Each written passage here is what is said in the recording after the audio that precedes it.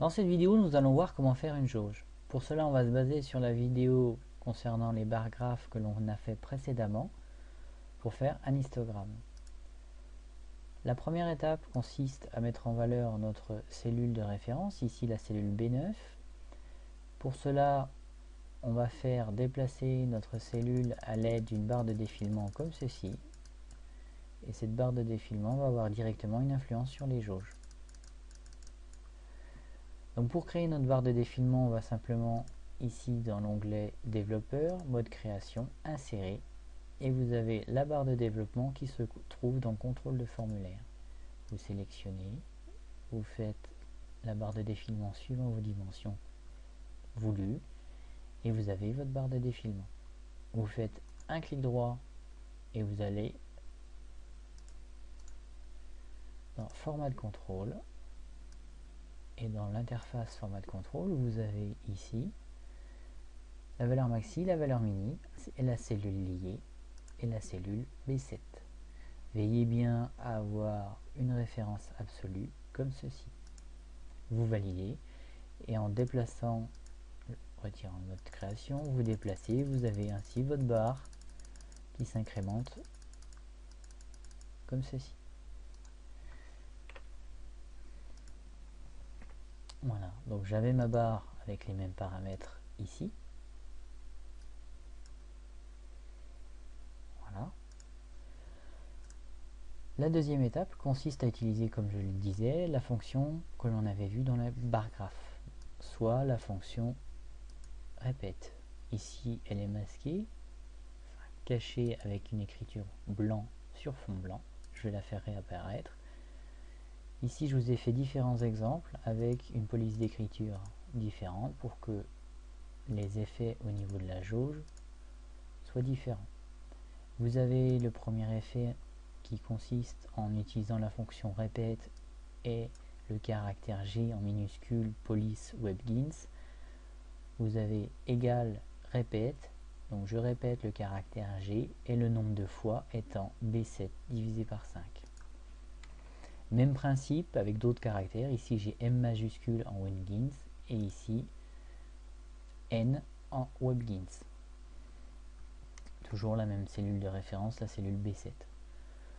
Donc j'ai mes trois façons de répéter le contenu de ma cellule B7. Ensuite, ce que l'on va faire dans la deuxième étape, c'est créer la jauge. Donc pour créer la jauge, vous faites insertion d'une forme, par exemple ici un rectangle. Au niveau de sa couleur de fond comme ceci, de son trait, clic droit, format de la forme, et ici couleur du trait, soit vous faites aucun trait, soit un trait plein par exemple noir, style de trait avec un style assez fin comme ceci. Vous avez votre fond de jauge, et la dernière étape consistant à simplement attribuer à cette jauge la référence C7 comme ceci, et vous avez votre caractère qui apparaît. Il suffit ensuite de reprendre la police WebGINS comme ceci et de la coller, et vous avez votre barre. Ensuite, c'est uniquement de la mise en forme comme ceci. Dès que j'incrémente ma barre, ma jauge augmente comme ceci. Donc là, je vais de nouveau cacher en mettant blanc sur blanc comme ceci. Donc ici, vous avez en référence la cellule C7. Ici, vous avez C6, donc des cercles, toujours WebGINS. Ici, vous avez WinGINS avec ici le symbole de la dynamite.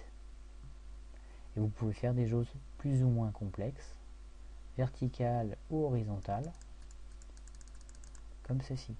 Même des formes plus originales, comme le stop.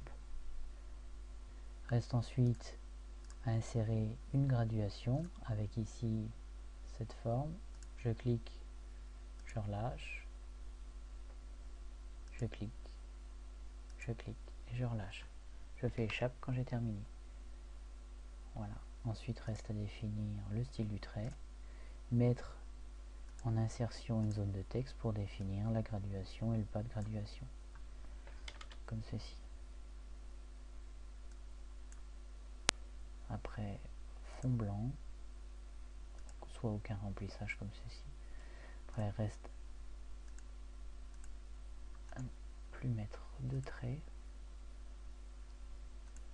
aucun trait comme ceci.